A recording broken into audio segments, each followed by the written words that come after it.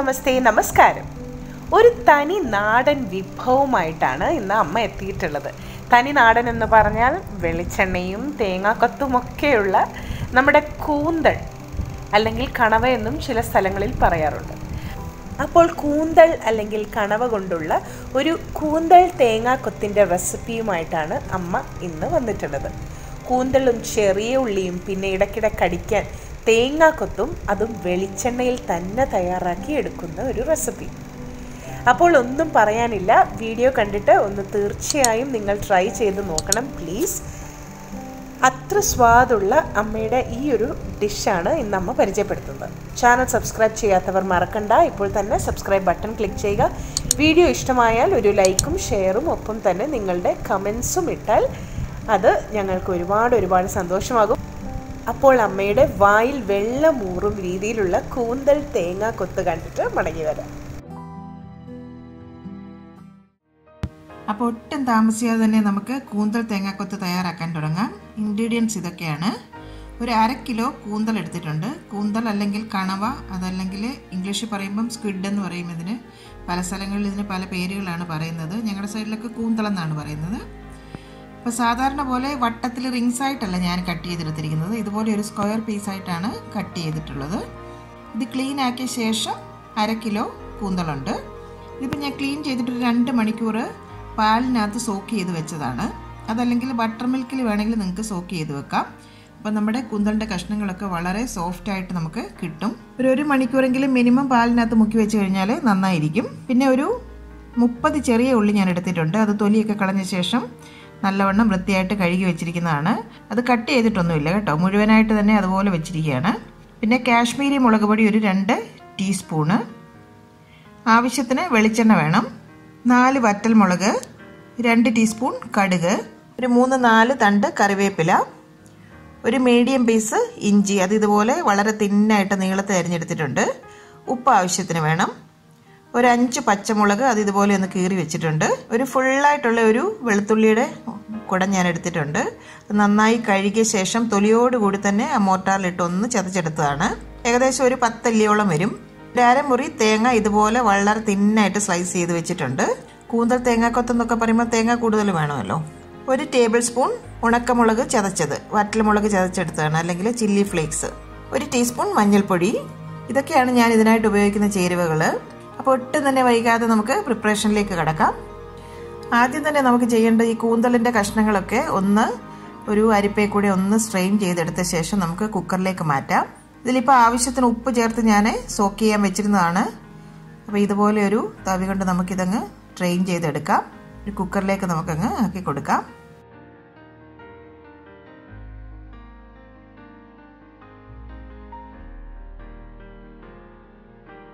ഈ ബാക്കി വന്ന പാല് നമുക്കങ്ങ് കളയാം. ഇനി അതിലോട്ട് 2 ടീസ്പൂൺ മുളക് പൊടി കൂടി നമുക്ക് ചേർത്ത് കൊടുക്കാം. നന്നായിട്ടൊന്ന് മിക്സ് ആക്കി എടുക്കണം. ഇനി കുക്കർ ഒന്ന് അടച്ച് ഒരു 5 വിസിൽ വരുന്നിടം വരെ നമുക്കൊന്ന് കുക്ക് ചെയ്തെടുക്കണം. അപ്പോൾ ഇങ്ങനെ കുക്കറിൽ വേവിച്ചെടുക്കുമ്പം നമ്മുടെ കൂന്തലിൻ്റെ കഷ്ണങ്ങളൊക്കെ നല്ല സോഫ്റ്റ് ആയിട്ട് കിട്ടും. കൂന്തലിൻ്റെ വേവിനെ പറ്റി പറഞ്ഞാൽ ഒന്നുകിൽ ഇതൊരു 1-2 മിനിറ്റ് പെട്ടെന്ന് ഹൈ ഫ്ലെയിമിൽ വെച്ചിട്ട് നമുക്ക് കുക്കാക്കി എടുക്കണം. ഞാൻ അങ്ങനെയാണ് നേരത്തെ ഈ കൂന്തൽ കുക്ക് ചെയ്തുകൊണ്ടിരുന്നത്. ഇനി അതല്ലെങ്കിൽ ഒരു 1/2 മണിക്കൂർ നേരം കുക്ക് ചെയ്ത് നമുക്ക് വീണ്ടും അത് സോഫ്റ്റ് ആക്കി എടുക്കാൻ പറ്റും. ഇതിൻ്റെ ഇടയ്ക്കുള്ള ഒരു കുക്കിംഗ് ടൈം എന്ന് പറഞ്ഞാൽ ഈ കണവ നമുക്ക് പെട്ടെന്ന് ഹാർഡായി പോകും, നല്ലൊരു റബ്ബറി ടെക്സ്ചറായി മാറും. അപ്പം നമ്മളത് ശ്രദ്ധിക്കണം കുക്ക് ചെയ്യുമ്പം. ഇപ്പോൾ കുക്കറിൽ ഒരു 5 വിസിൽ വന്നു കഴിയുമ്പോൾ നല്ല സോഫ്റ്റ് ആയിട്ട് തന്നെ നമുക്ക് കിട്ടും. അതല്ലെങ്കിൽ നമുക്ക് പെട്ടെന്ന് ഒരു 1-2 മിനിറ്റ് ഇതിപ്പോൾ ഞാൻ പറഞ്ഞ പോലെ ഹൈ ഫ്ലെയിമിലിട്ട് കുക്ക് ചെയ്തും എടുക്കാം. എനിക്കിതാണ് ഇപ്പോൾ കുറച്ചും കൂടെ നല്ലതായിട്ട് തോന്നിയിട്ടുള്ളത്. ഇപ്പോൾ ഒരു 5 വിസിൽ വന്നിട്ടുണ്ട്. ഇപ്പോൾ ആവിയൊക്കെ അതിൻ്റെ പോയി. നമുക്കിതിനെ ഒന്ന് തുറന്ന് നോക്കാം. ഇപ്പോൾ ഒട്ടും വെള്ളം ഒഴിക്കാതെ ഞാൻ വേവിച്ചാണെങ്കിലും അതിൽ നിന്ന് കുറച്ച് വെള്ളം ഒന്ന് ഊറി വന്നിട്ടുണ്ട്, കണ്ടില്ലേ? ഒരു കഷ്ണം ഞാൻ പതുക്കെ ഒന്ന് പ്രസ് ചെയ്ത് നോക്കട്ടെ. നല്ല ചൂടുണ്ട് കേട്ടോ, കണ്ടില്ലേ? നല്ല സോഫ്റ്റായിട്ട് വെന്തിട്ടുണ്ട്. ഇനി ഇതിലധികമുള്ള വെള്ളം വീണ്ടും നമുക്കൊന്ന് വേവിച്ചിട്ടൊന്ന് വറ്റിച്ചെടുക്കണം. വെള്ളമൊക്കെ ഒന്ന് വറ്റി വരട്ടെ.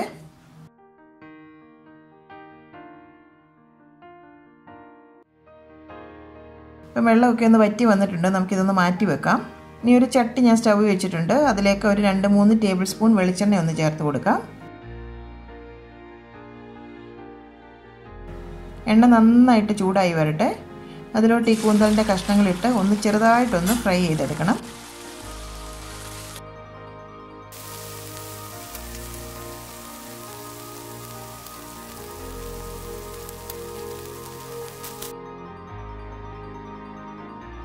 ഇതിനെ നമുക്കങ്ങ് കോരി മാറ്റാം. 1-2 ബാച്ചായിട്ടിട്ട് ചെയ്തെടുത്താൽ മതി. അപ്പോൾ എണ്ണയും നമുക്ക് ലാഭിക്കാം. ഒരു സെമി ഫ്രൈ ആക്കി എടുത്താൽ മതി കേട്ടോ. കൂടുതലങ്ങ് ഫ്രൈ ആകണ്ട. ഒരു 2 മിനിറ്റ് മതിയാകും. രണ്ടാമത്തെ ബാച്ചും ഇതുപോലെ ഒന്ന് ഫ്രൈ ചെയ്തെടുക്കാം.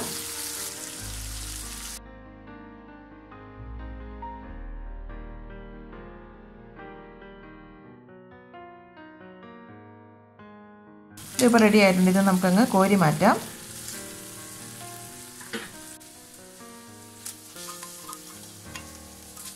ഇതിനിയും ബാക്കി വരുന്ന എണ്ണയുണ്ടല്ലോ, ആ എണ്ണ നമുക്ക് വീണ്ടും അടുത്ത സ്റ്റേജിൽ നമുക്ക് ഉപയോഗിക്കാം കേട്ടോ. ഇതിപ്പോൾ തന്നെ നമ്മൾ ഫ്രൈ ചെയ്തെടുത്തിട്ടല്ലേ ഉള്ളൂ. അപ്പോൾ ഈ എണ്ണയ്ക്ക് നല്ലൊരു ഫ്ലേവറും കാണും. വേറൊരു പാൻ ഞാൻ സ്റ്റവ് വെച്ചിട്ടുണ്ട്. അതിലോട്ട് ഒരു 1-2 ടേബിൾ സ്പൂൺ വെളിച്ചെണ്ണ വീണ്ടും നമുക്ക് ചേർത്ത് കൊടുക്കാം. നമ്മൾ ആ മാറ്റി വെച്ച എണ്ണ മതിയാകുകയല്ലോ. എണ്ണ നന്നായി ചൂടായി വന്നാൽ അതിലേക്ക് കടുകിട്ടൊന്ന് പൊട്ടിക്കാം.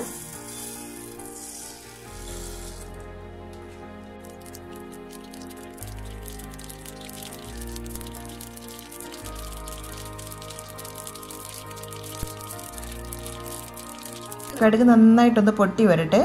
ഇനി അതിലോട്ട് വറ്റൽമുളക് കൂടി ഒന്ന് ചേർത്ത് കൊടുക്കാം. തേങ്ങാക്കൊത്ത് നമ്മൾ അരിഞ്ഞു വെച്ചിരിക്കുന്നത് അങ്ങ് ചേർത്ത് കൊടുക്കാം. കൂന്തൽ തേങ്ങാക്കൊത്തെന്നൊക്കെ പറയുമ്പം തേങ്ങ കൂടുതൽ വേണമല്ലോ. ആ തേങ്ങയൊക്കെ കിടന്നൊന്ന് ചെറുതായിട്ട് മൂത്ത് വരട്ടെ.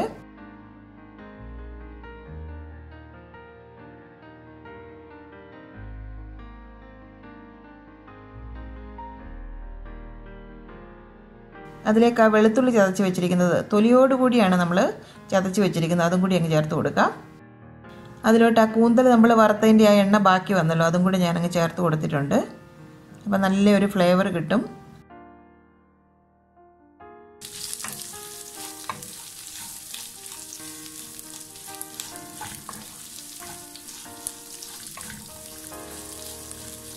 പച്ചമുളക് കീറി വെച്ചിരിക്കുന്നത് അങ്ങ് ചേർത്ത് കൊടുക്കാം. ആ ഇഞ്ചി നീളത്തിൽ അരിഞ്ഞു വെച്ചിരിക്കുന്നത് കൂടെ അതിലേക്ക് അങ്ങ് ചേർത്ത് കൊടുക്കാം. കറിവേപ്പിലയും കൂടെ അങ്ങ് ചേർത്ത് കൊടുക്കാം. നന്നായിട്ട് ഇളക്കി കൊടുക്കണം.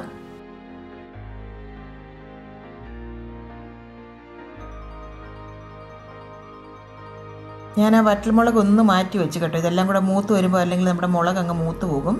അപ്പോൾ വറ്റൽമുളക് എപ്പോഴും അവസാനം ചേർത്ത് കൊടുക്കുന്നതാണ് നല്ലത്. അല്ലെങ്കിൽ എല്ലാം കൂടി ആ മൂത്ത് വരുമ്പോഴത്തേക്ക് ആ മുളകങ്ങ് വല്ലാണ്ട് മൂത്ത് പോകും. ആ 1 ടീസ്പൂൺ മഞ്ഞൾപ്പൊടിയും കൂടി നമുക്കങ്ങ് ചേർത്ത് കൊടുക്കാം. നന്നായിട്ട് ഒരു മീഡിയം ഫ്ലെയിമിൽ വെച്ചിട്ട് ഇളക്കി കൊടുക്കണം. ഇനി ആ ക്ലീനാക്കി വെച്ചിരിക്കുന്ന ചുവന്നുള്ളിയും കൂടെ നമുക്കങ്ങ് ചേർത്ത് കൊടുക്കാം. ചുവന്നുള്ളി ഒന്നും നമ്മൾ അരിഞ്ഞിട്ടില്ല കേട്ടോ, മുഴുവനായിട്ട് അങ്ങ് ചേർത്ത് കൊടുക്കുകയാണ്. ഇങ്ങനെ തന്നെ ചേർക്കുന്നതാണ് നല്ലത്. എല്ലാം കൂടെ കിടന്നൊന്ന് വരണ്ട് വരട്ടെ.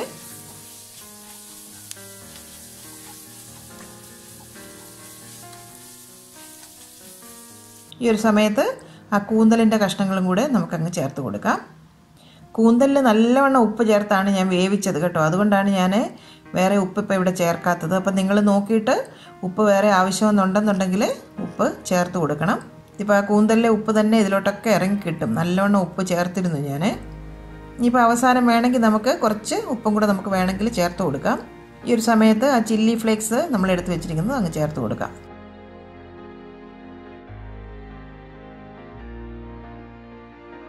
ഉപ്പൊക്കെ ഒന്ന് ചെക്ക് ചെയ്ത് നോക്കാം. ഈ സമയത്ത് ഉപ്പൊക്കെ കറക്റ്റായിട്ട് വന്നിട്ടുണ്ട്. ഇത് ശരിക്കും ഒരു തനി നാടൻ രുചിയാണ് കേട്ടോ. കൂന്തൽ ഇതുപോലെ ഉണ്ടാക്കി നോക്കാത്തവരുണ്ടെങ്കിൽ തീർച്ചയായിട്ടും ഒരു പ്രാവശ്യം ഒന്ന് ട്രൈ ചെയ്ത് നോക്കണം. കുക്കറിലൊക്കെ ഇട്ട് വേവിച്ചിരിക്കുന്നതുകൊണ്ട് ഈ കണവയുടെ കഷ്ണങ്ങളൊക്കെ നല്ല സോഫ്റ്റാണ് കേട്ടോ. വീണ്ടും നന്നായിട്ടങ്ങ് ഇളക്കി കൊടുക്കുക. ആ പച്ച വെളിച്ചെണ്ണയും ആ ചെറിയ ഉള്ളിയും പിന്നെ ആ വെളുത്തുള്ളിയും കറിവേപ്പിലയും ചില്ലി ഫ്ലേക്സും പോരാത്തതിന് തേങ്ങാക്കൊത്തും ഇതെല്ലാം കൂടി അങ്ങോട്ട് ആകുമ്പോഴത്തേക്ക് നല്ല ഒരു തനി നാടൻ രുചിയാണ്. നല്ല ചൂട് ചോറിൻ്റെ കൂടെ സൂപ്പർ ടേസ്റ്റാണിത്. ഇനി അതല്ല ചപ്പാത്തിയുടെ കൂടെ നല്ല കോമ്പിനേഷനാണ്. ഇനി അതും അല്ലെങ്കിൽ ഒരു സ്റ്റാർട്ടറായിട്ട് വേണമെങ്കിൽ നിങ്ങൾക്കിത് ഉപയോഗിക്കാം. അത്ര നല്ല സ്വാദാണ്. വീണ്ടും നന്നായിട്ട് ഇളക്കുക. എല്ലാം കൂടി ഒന്ന് നല്ലവണ്ണം മൂത്ത് വരട്ടെ. ഒരു 2-3 മിനിറ്റ് അടപ്പ് കൊണ്ട് നമുക്കൊന്ന് അടച്ചു വെക്കാം. അപ്പോൾ എല്ലാ ഫ്ലേവറും നമുക്ക് അതിലേക്ക് അങ്ങ് സ്പ്രെഡായി കിട്ടും. ഇനി അതിലെ ആ എണ്ണയൊക്കെ ഒന്ന് തെളിഞ്ഞു വരട്ടെ. നമ്മുടെ കറി വിത്തമ്മ ചാനലിൻ്റെ ഒരു ഓൾ ടൈം സപ്പോർട്ടർ ഉണ്ട്, സുനിത എന്ന് പറഞ്ഞിട്ട്. സുനിത ബാങ്കോക്കിലാണ്. അപ്പോൾ സുനിതയാണ് എന്നോട് പറഞ്ഞത്, ചേച്ചി ഇതുപോലെ പ്രഷർ കുക്കറിൽ ഒരു 5 വിസിൽ ചെയ്തിട്ട് കണവ ഒന്ന് കുക്ക് ചെയ്ത് നോക്ക്, വളരെ സോഫ്റ്റായിട്ട് കിട്ടുമെന്ന്. ഞാൻ ശരിക്കും ഈ കണവ പെട്ടെന്ന് 1-2 മിനിറ്റ് ഹൈ ഫ്ലെയിമിലിട്ട് കുക്ക് ചെയ്താണ് നേരത്തെയൊക്കെ ചെയ്തുകൊണ്ടിരുന്നത്. പക്ഷെ ഇങ്ങനെ ചെയ്ത് കഴിഞ്ഞപ്പം കുറച്ചും കൂടെ നല്ല സോഫ്റ്റായിട്ട് അതിൻ്റെ കഷ്ണങ്ങളൊക്കെ നമുക്ക് കിട്ടുന്നുണ്ട്. നിങ്ങളും അങ്ങനെ ഒന്ന് ട്രൈ ചെയ്ത് നോക്കുക. അപ്പം സുനിതയ്ക്ക് താങ്ക്സ് ഉണ്ട് ഈ ഒരു ടിപ്പ് പറഞ്ഞു തന്നതിന്. ഇനി നമുക്കൊന്ന് തുറന്ന് നോക്കാം. അപ്പം നല്ല പെർഫെക്റ്റായി വന്നിട്ടുണ്ട്. ഇളക്കി കൊടുക്കാം. ഉപ്പൊക്കെ വീണ്ടും വേണമെങ്കിൽ ഒന്നും കൂടെ ചെക്ക് ചെയ്ത് നോക്കാം. നമ്മൾ അടച്ചു വെച്ച് വേവിച്ചതല്ലേ, ഉപ്പൊക്കെ ഇപ്പം കറക്റ്റാണ്. എന്താ ഞാൻ പറയുക, ശരിക്കും തനി നാടൻ രുചിയിലുള്ള ഒരു കൂന്തൽ തേങ്ങാക്കൊത്താണ് ഇവിടെ റെഡി ആയിട്ടുള്ളത്. ചൂട് ചോറിൻ്റെ കൂടെ ഇതുണ്ടെങ്കിൽ വേറെ ഒന്നും വേണ്ട. ഇത് കണ്ടില്ലേ, കാണുമ്പോൾ തന്നെ നിങ്ങൾക്കറിയാം ഇതിൻ്റെ ഒരു രുചിയല്ലേ. അപ്പോൾ ഈ ഒരു റെസിപ്പി നിങ്ങൾ ഉറപ്പായിട്ടും ട്രൈ ചെയ്ത് നോക്കണം. അഭിപ്രായങ്ങളൊക്കെ ഞങ്ങളെ തീർച്ചയായിട്ടും കമൻറ്റ് സെക്ഷനിൽ കൂടി അറിയിക്കണം. നിങ്ങളുടെ കമൻസും ഫീഡ്ബാക്കും ഒക്കെ കാണുമ്പോഴാണ് ഞങ്ങൾക്ക് ഏറ്റവും സന്തോഷം. ശരിക്കും ഞങ്ങളിങ്ങനെ റെസിപ്പീസൊക്കെ നിങ്ങൾക്ക് വേണ്ടിയിട്ട് ഷെയർ ചെയ്യുമ്പോൾ നിങ്ങളുടെ അഭിപ്രായങ്ങളും കൂടെ ഞങ്ങളെ അറിയിക്കണം. നല്ലതായിട്ട് വന്നാലും അതല്ല ശരിയായില്ലെങ്കിലും ഒക്കെ നിങ്ങൾക്ക് നിങ്ങളുടെ അഭിപ്രായങ്ങൾ ഞങ്ങളെ അറിയിക്കാം. അപ്പം ഞങ്ങളതിന് മറുപടി തരുന്നതായിരിക്കും. ഇനി നമുക്കിതങ്ങ് അടച്ചു വെക്കാം. ഒരു 10 മിനിറ്റിന് ശേഷം നമുക്കിത് സെർവിങ് ഡിഷിലേക്ക് സെർവ് ചെയ്യാം.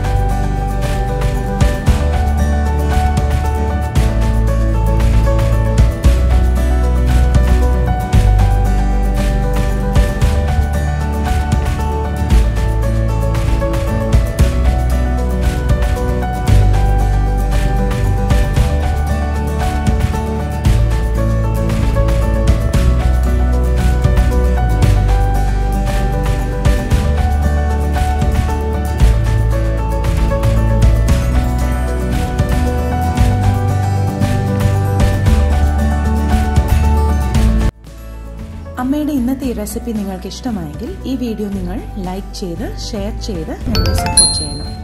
ഒപ്പം തന്നെ കറി വിത്ത് അമ്മ സബ്സ്ക്രൈബ് ചെയ്യാനും ബെല്ലൈക്കൺ ക്ലിക്ക് ചെയ്യാനും മറക്കരുത്. ബെല്ലൈക്കൺ ക്ലിക്ക് ചെയ്തെങ്കിൽ മാത്രമേ ഞങ്ങളുടെ പുതിയ വീഡിയോസിൻ്റെ നോട്ടിഫിക്കേഷൻ നിങ്ങൾക്ക് കിട്ടുകയുള്ളൂ. പെട്ടെന്ന് തന്നെ ഞാനും അമ്മയും മറ്റൊരു ഇൻട്രസ്റ്റിംഗ് റെസിപ്പിയുമായി വരും. അതുവരേക്കും നന്ദി, ഗുഡ് ബൈ.